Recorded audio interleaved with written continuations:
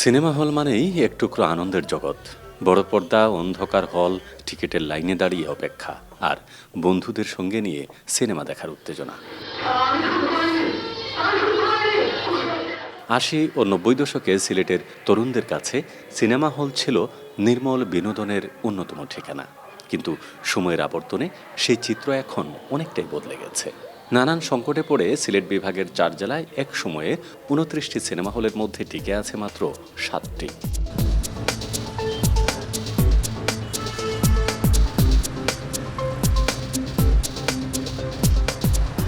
কয়েক বছর আগেও সিলেট মহানগরীতে নন্দিতা, দিলশাদ, অবকাশ, লালকুঠি, রংমহল, মনিকা, কাকলি, বিজিবি ও জালালাবাদ সৈনিক এই ৯টি সিনেমা হলে নিয়মিত চলচ্চিত্র প্রদর্শন হতো। দর্শকদের পদচারণায় মুখর থাকত এসব প্রেক্ষাগৃহ। কিন্তু এখন সেই চিত্র শুধুই স্মৃতি। বন্ধ হয়ে যাওয়া হলগুলোর মধ্যে অবকাশ ও রংমহল ইতিমধ্যেই ভেঙে ফেলা হয়েছে। সেখানে গড়ে উঠেছে বহুতল ভবন ও মার্কেট।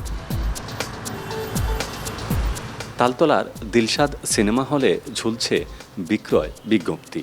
বন্ধ রয়েছে লালকুঠি, মনিকা, কাকলি ও জালালাবাদ সিনেমা হলও।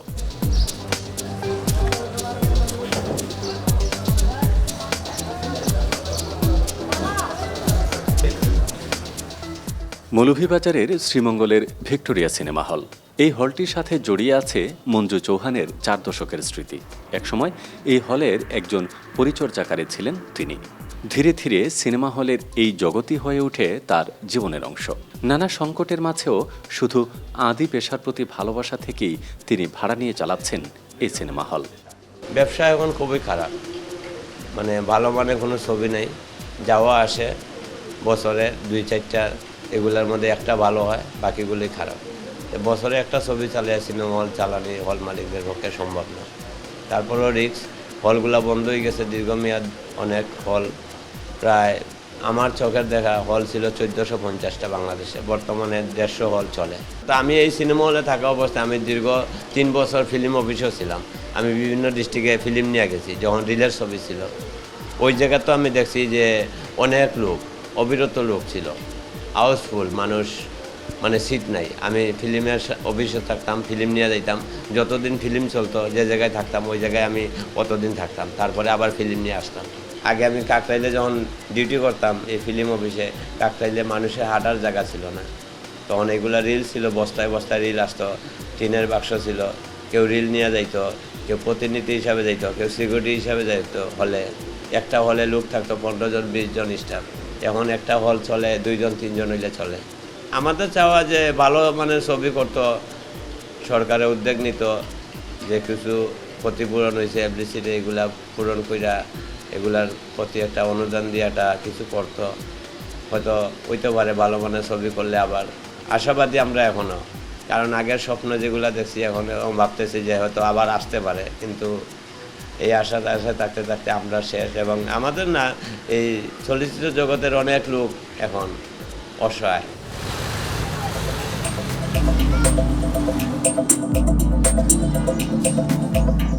একই অভিজ্ঞতার কথা জানালেন শ্রীমঙ্গলের আরেক প্রেক্ষাগৃহ রাধানাথ সিনেমা হলের ম্যানেজার মুনির খন্দকার।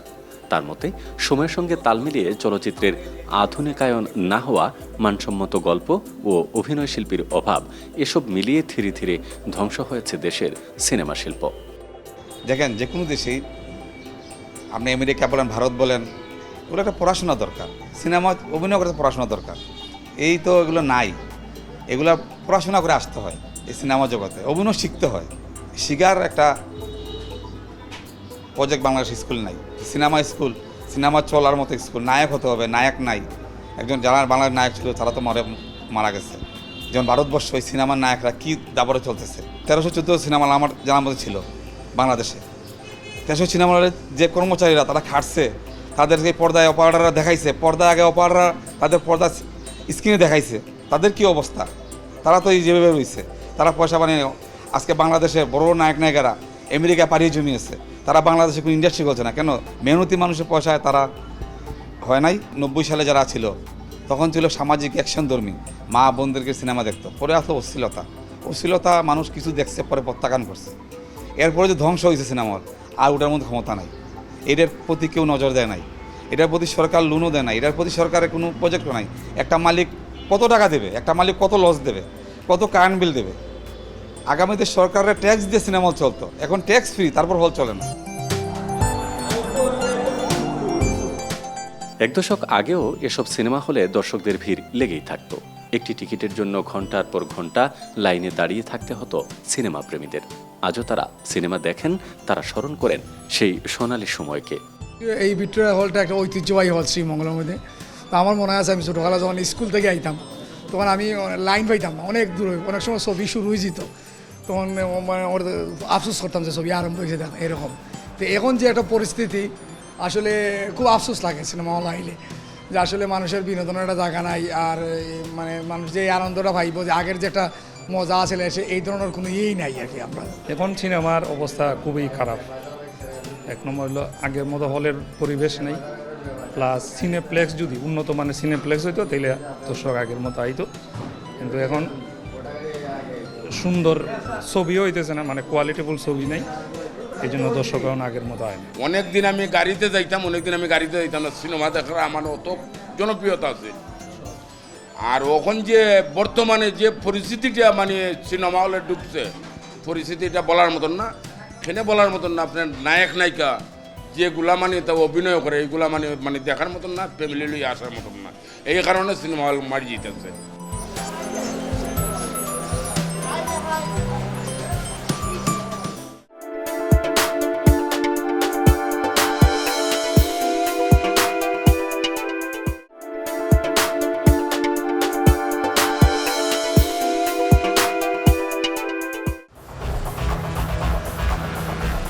আগে মানুষ নির্দিষ্ট দিন ঠিক করে দল বেঁধে সিনেমা দেখতে যেত। সিনেমা ছিল সুস্থ বিনোদনের একটি বড় মাধ্যম। কিন্তু সিনেমা হলগুলো একে একে বন্ধ হয়ে যাওয়ায় মানুষ বঞ্চিত হচ্ছে সেই নির্মল আনন্দ থেকে। বাড়ছে সামাজিক ও সাংস্কৃতিক সংকটও। কেউ কেউ বলছেন, একসময় সিনেমা ছিল মানুষের জীবনের সঙ্গে গভীরভাবে যুক্ত এক সংস্কৃতি। সিনেমা মুক্তির অপেক্ষা, সিনেমা হলে গিয়ে তা উপভোগ করার আনন্দই ছিল অন্যরকম। প্রযুক্তির যুগে এখন ঘরে বসেই সব দেখা যায়, কিন্তু বড় পর্দার সেই অভিজ্ঞতার বিকল্প নেই বলছেন সিনেমা প্রেমীরা। আসলে তো সিনেমা তো হলের দেখারই বিষয়। আমি মনে করি যে সিনেমা আমরা তখনও দেখেছি টেলিভিশনে, কিন্তু সেই এসেন্স তো পাওয়া যাবে না। সিনেমা হচ্ছে সকলকে নিয়ে আসলে হলে দেখার বিষয়। হ্যাঁ, আমি টেলিভিশনে দেখলাম, এখন তো নানান প্ল্যাটফর্ম, অনলাইন প্ল্যাটফর্মে, মোবাইলে দেখা যায়, ল্যাপটপে দেখা যায়, কিন্তু এটাকে আমি পূর্ণাঙ্গভাবে সিনেমা বলতে চাইব না। হয়তো এই পরিবর্তনটা আমাদেরকে মেনে নিতে হবে, কিন্তু সিনেমা আমরা দেখব যে সকল অনেক দর্শক থাকবেন, একটা বড় পর্দা থাকবে, এবং এই যে একটা সকল দর্শকদের মধ্যেও কিন্তু একটা এর মধ্যে না দেখা একটা সম্পর্ক, আমি বলতে পারছি না, না দেখা একটা সম্পর্ক কিন্তু এর মধ্য দিয়ে তৈরি হয়। মানুষের জীবন সংগ্রামের কথা, মানুষের জীবন চিত্রের কথা যখন চলচ্চিত্র থেকে দূরে সরে গেল, তখন কিন্তু মানুষের মধ্যে সেই একটা বিশ্লিষ্টতা, একটা বিচ্ছিন্নতা তৈরি হলো। আমি 80-র দশকে সুনামগঞ্জ শহর থেকে আমার বাড়ি প্রায় 8 কিলোমিটার দূরবর্তী স্থানে আমবাড়ি এলাকায়। ওই এলাকা থেকে আমরা দল বেঁধে প্রতি মাসে একবার বা 2 মাসে 3 মাসে সুনামগঞ্জ শহরে একটা সিনেমা হল ছিল, মিতারা সিনেমা হল। সেই সিনেমা হলে আমরা দল বেঁধে যেতাম। এমনকি আমরা দেখা যায় যে আত্মীয় স্বজনের মধ্যে বন্ধুবান্ধব মিলিত হয়ে আমরা সিনেমা হলে যেতাম। সিনেমা হলের পরিবেশটা তখন খুবই মনোরম ছিল, একটা আকর্ষণ ছিল, বিনোদনের একটা বিশাল একটা সুযোগ ছিল। সংস্কৃতির চর্চা না থাকার ফলে যে তরুণ এবং কিশোর যারা রয়েছে তারা সুস্থ বিনোদন থেকে বঞ্চিত হচ্ছে। এখন দেখা যাচ্ছে যে অপসংস্কৃতি চলে আসছে।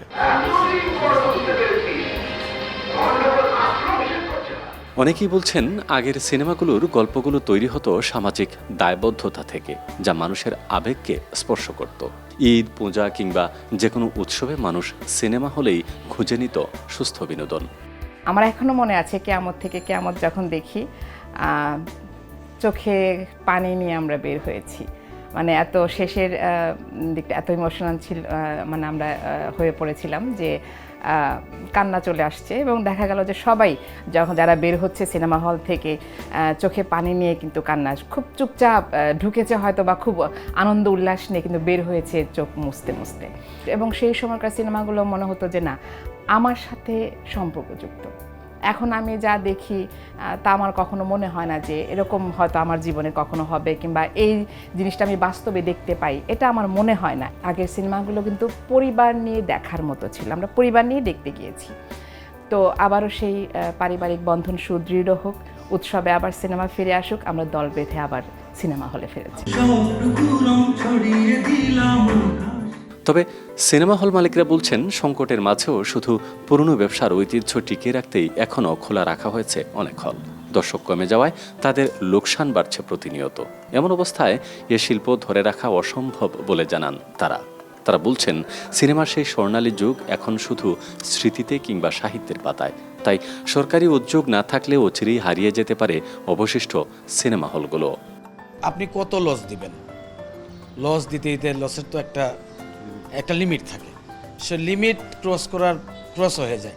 অনেক সময় দেখা যায় আমাদের যে ভর্তুকি দিয়ে কারেন্ট বিল দিতে হয়, স্টাফ আছে, স্টাফদের বেতন দিতে হয়, পাশাপাশি কিছু স্থানীয় লোকজন আছে, ওদেরকে ফ্রিতে সিনেমা দেখার সুযোগ করে দিতে হয়।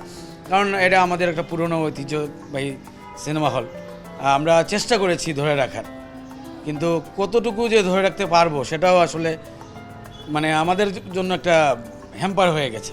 বাংলাদেশের চলচ্চিত্রের স্বর্ণালী যুগ ছিল একসময়। চলচ্চিত্রে যারা ব্যবসা শুরু করেছিলেন তারা আসলে কিন্তু এই চলচ্চিত্র দিয়ে অনেকেই প্রতিষ্ঠিত হয়েছেন বাংলাদেশে। আপনি জানেন, আপনি চলচ্চিত্রে যারা অভিনয় করেছেন তারা যেমন প্রতিষ্ঠিত হয়েছেন, পাশাপাশি যারা এই বিজনেসে যুক্ত ছিলেন তারা প্রতিষ্ঠিত হয়েছেন। কিন্তু আমরা যেটা মনে করি যে এই চলচ্চিত্র শিল্প যেমন আর্ন করেছে, তেমন কিন্তু সরকারেরও পাশে দাঁড়িয়েছে।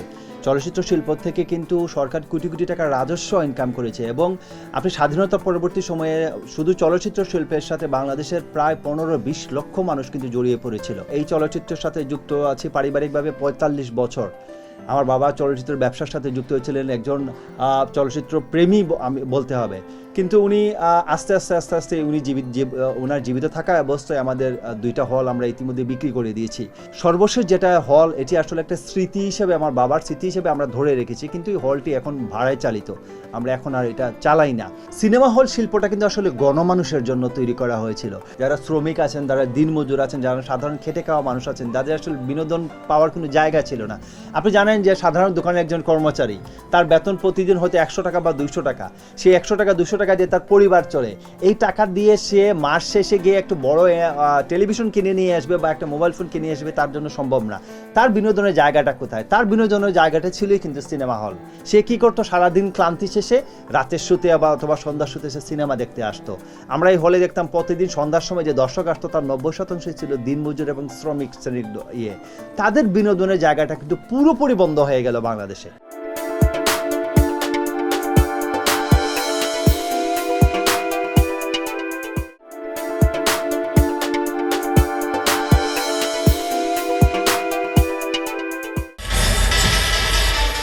সিনেমা হলের বিকল্প সিনে কমপ্লেক্স। সব সংকটের মাঝেও আশার আলো আধুনিক এসব হলগুলো। সিলেটের একমাত্র সিনপ্লেক্সটি অবস্থান এয়ারপোর্ট এলাকায় গ্র্যান্ড সিলেট হোটেলে, যার নাম গ্র্যান্ড সিলেট মুভি থিয়েটার। এখানে পরিবেশ, নিরাপত্তা এবং আধুনিক সুবিধার কারণে এখনও সিনেমা দেখতে আসছেন দর্শক, বলছেন সংশ্লিষ্টরা। বর্তমানে আমরা সব জায়গায় আমরা চেষ্টা করি যে এখানে গেলে কি আমরা পরিবেশটা মানসম্মত পাবো কিনা, ফ্যামিলি নিয়ে গিয়ে আমরা কোয়ালিটি টাইম স্পেন্ড করতে পারবো কিনা। লাইক এখন আমরা যখন আমাদের গ্র্যান্ড সিলেট মুভি থিয়েটারে সিনেমা দেখছি বসে, একই সাথে আমি পপকর্ন খাচ্ছি এবং আমি জানি যে এখানে আমার সেফটি, সিকিউরিটি সব কিছু সিকিউর আছে। সো এদিক থেকে যদি আমরা বিবেচনা করি, এই দিক থেকে সবাই এখন সিকিউর থাকতে পারে, ফ্যামিলি, পরিবার, তখন তারা আসবে বলেও নিশ্চিত করতে পারে যে তারা আমাদের মুভি থিয়েটারে মুভি দেখবে। এবং আমরা দেখা যায় যে ঈদে বা বিভিন্ন যে আমাদের ফেস্টিভ সিজনগুলো থাকে, যখনই মুভিগুলো রিলিজ হচ্ছে, আমরা সিলেটে সব থেকে বেশি রেসপন্স পাচ্ছি।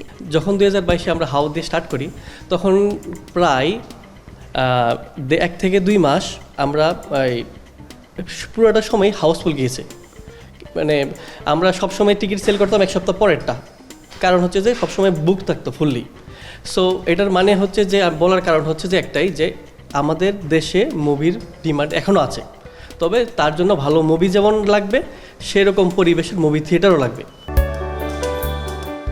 তবে সিনেমা বোদ্ধারা বলছেন, সিনেমা শিল্পের এই পতনের পেছনে অনেকটা রাজনৈতিক দুর্বৃত্তায়নও দায়ী। ৮০ দশকের পর থেকে সংশ্লিষ্ট দপ্তরগুলোতে রাজনৈতিক প্রভাব বাড়ার ফলে ক্ষতিগ্রস্ত হয়েছে শিল্প ও সংস্কৃতি, যার ফলে ঝুঁকিতে পড়েছে দেশের সিনেমা শিল্প।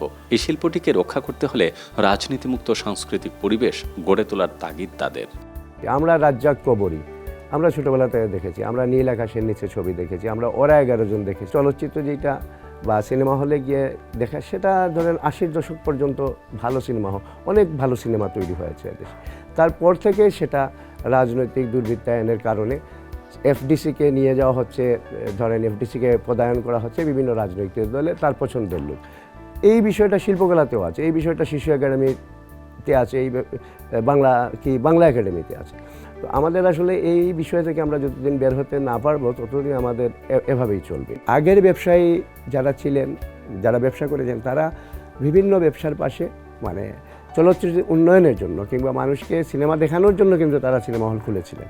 লাভ হয়তো সীমিত পরিমাণ ছিল, কিন্তু এখন ব্যবসায়ীদের মধ্যে যে প্রচুর লাভের যে এক ধরনের কি বলে প্রবণতা, সেটাই আমার কাছে মনে হয় যে সিনেমা হলগুলো বন্ধ করে দেওয়ার পেছনে একটা মূল কারণ। একসময় সিনেমা হল ছিল মানুষের মিলনস্থল, সংস্কৃতি, আনন্দ আর আবেগের এক বড় ঠিকানা। আজ সেই প্রেক্ষাগৃহগুলো হারিয়ে যাচ্ছে সময়ের স্রোতে। তবুও আশা, সঠিক উদ্যোগে আবারও জেগে উঠবে বড় পর্দার সেই ঝলমলে আলো।